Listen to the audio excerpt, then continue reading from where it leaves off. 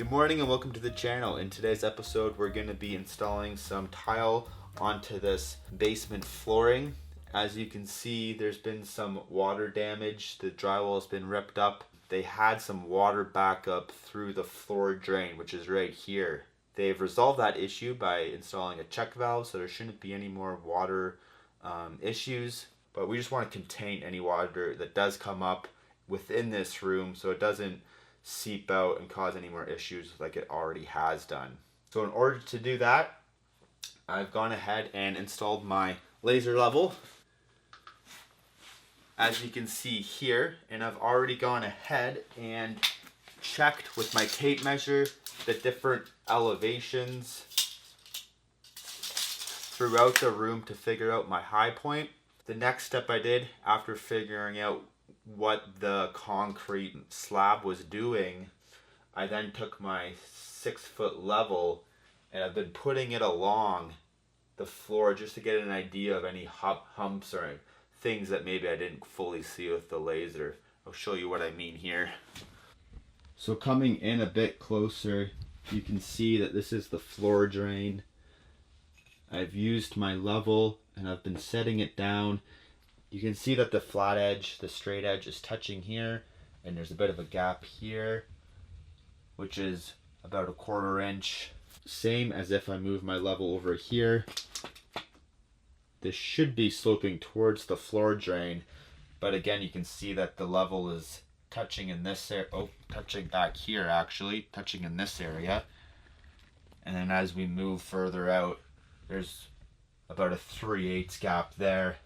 And because of those dips in the concrete, it's going to be difficult to tile on top of that. So we're going to get some self-leveler, level the areas we need to.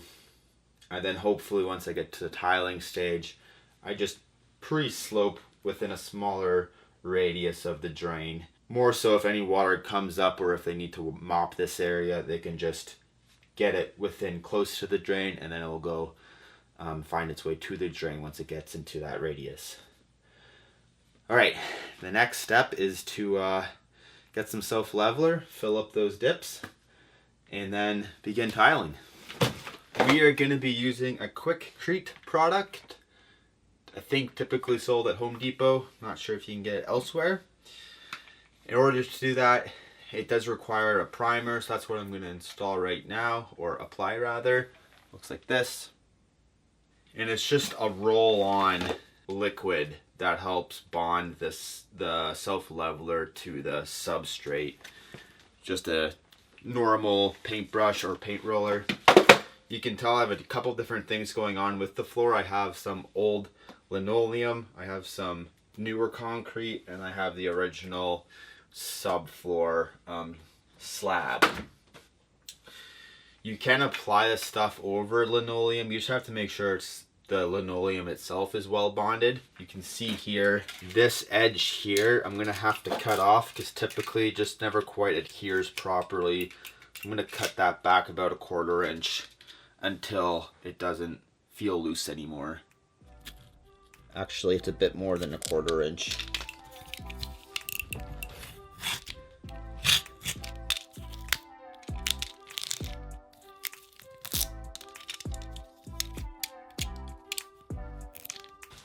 So I'm going to do that little bit of prep work here and then give it a vacuum, and then we can apply the primer.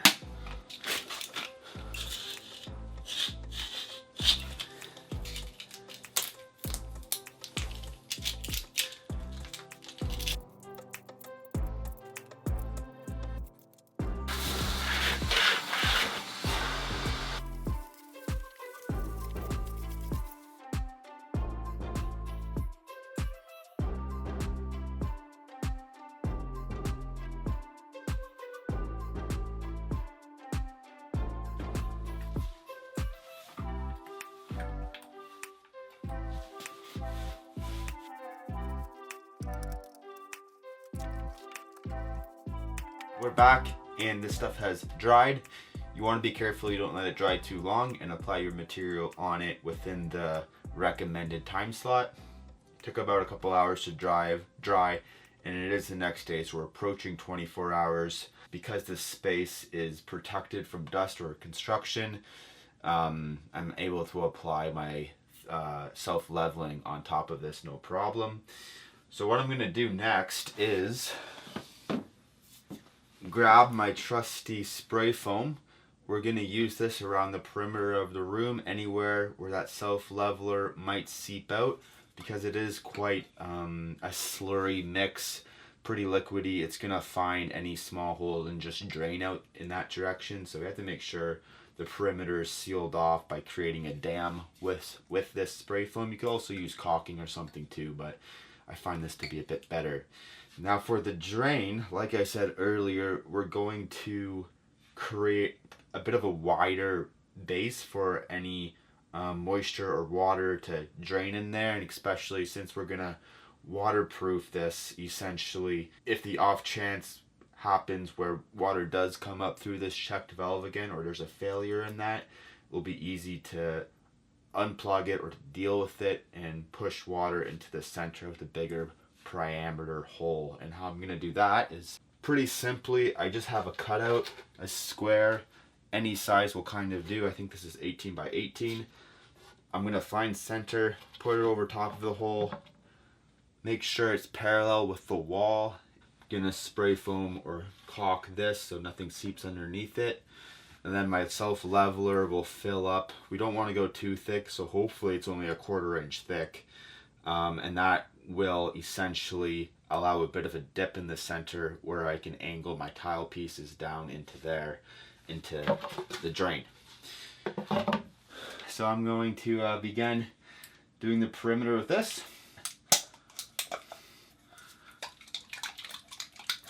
You don't want to get this stuff on your hands, so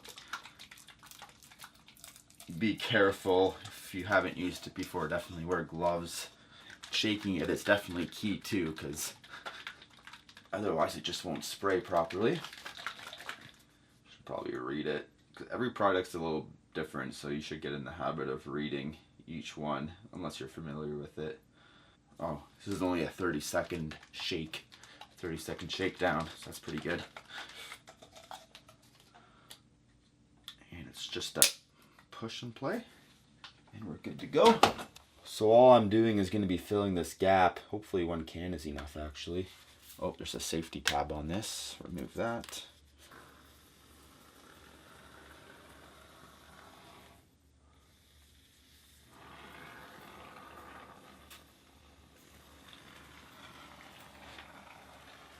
It doesn't need to be much.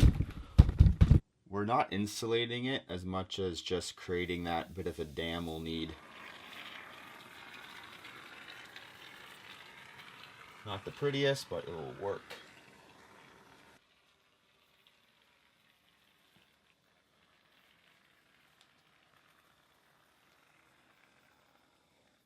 Just like that. Now I'm just going to trace this.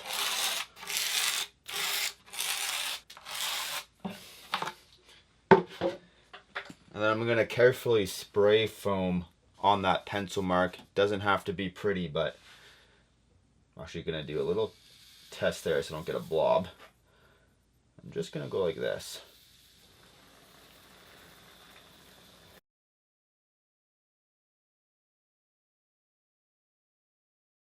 I'll just make sure it's seated into my spray foam. And then once the spray foam is tacked up, I'll just run my knife along there and make it clean. It'll just make for a nicer installation of the tile. So now I wait probably 30 minutes until this tacks up enough, trim off the excess, and then I can mix up my self-leveler, self-level everything, not go too crazy with it, and wait for that to dry. Alright, coming back here a few minutes later, this stuff is tacked up enough for me to trim this.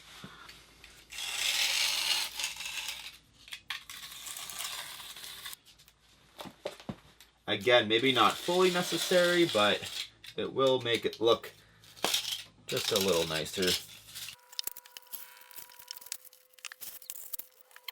And this is firmly seated in there, so I don't have to worry about this moving around once I pour the self-leveler. So I'm going to go mix up that self-leveler, come back, and pour it out. Alright, I got the self-leveler mixed up. It's going to be a little awkward to pour it because there's actually a platform shelf that I'm underneath. So the angle's not going to be the best. You obviously want to make sure you're not pouring yourself into a corner. So I'll start in the furthest corner. I'll pour out and then I'll show you a bit what the pattern looks like.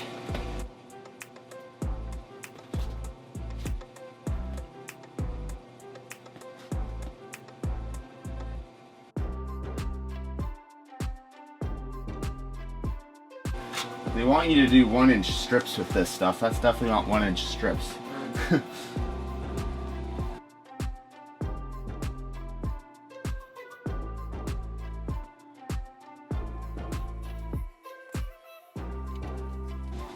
I'm just going to grab this board to help it along a little bit. Could use a trowel too. I just don't want to have to clean it.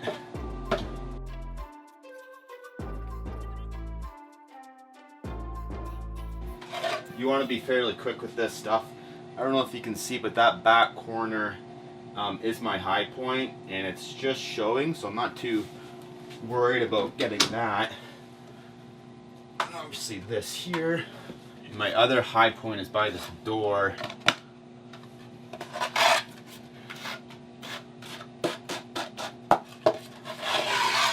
Try and give it a feather edge there. This doesn't have to be as precise because I'm tiling on top of it. If you were doing like a click-it flooring or a laminate flooring, it would be a different story. And you don't want to waste too much time with pouring the second one.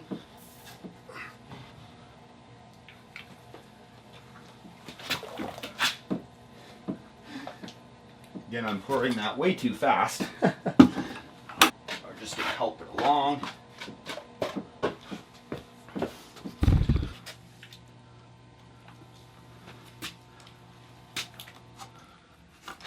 That's another key with putting a straight edge on it before you do any of this, because you can remember, even if you have to mark it down, some people put screws in, you can remember the depth of where you have to fill. So when I put my straight edge on, almost all around this perimeter, it was dipped. So I know the perimeter of the room is going to be the high point almost everywhere except where the camera's sitting. And you kind of just pour yourself out of the room. Oops.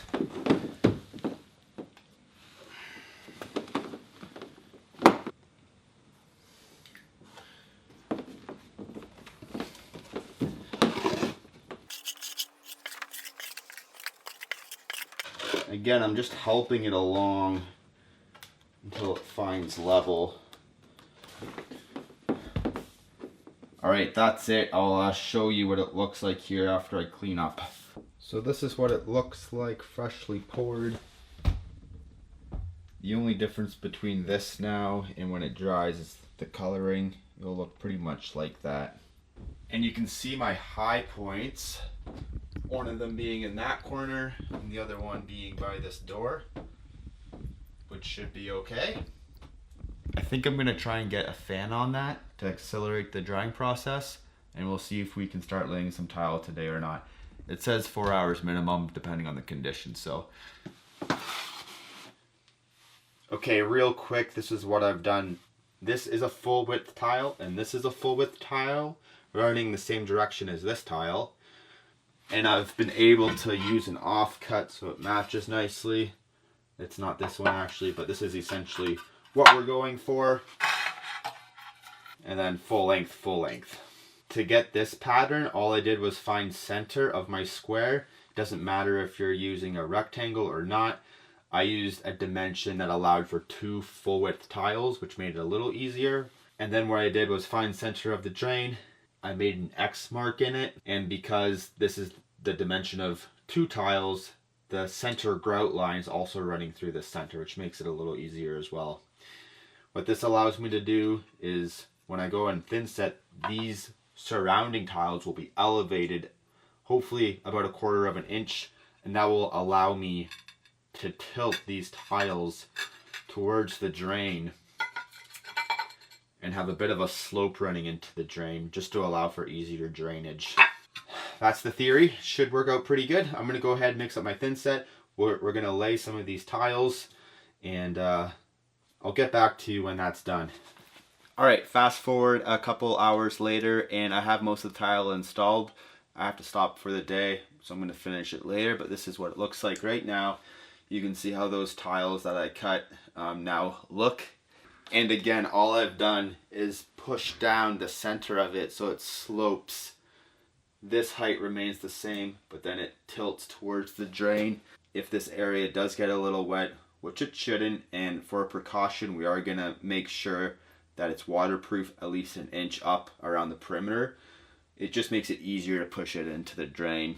So that's going to do it for this video. Thanks for watching, and I'll see you in the next one.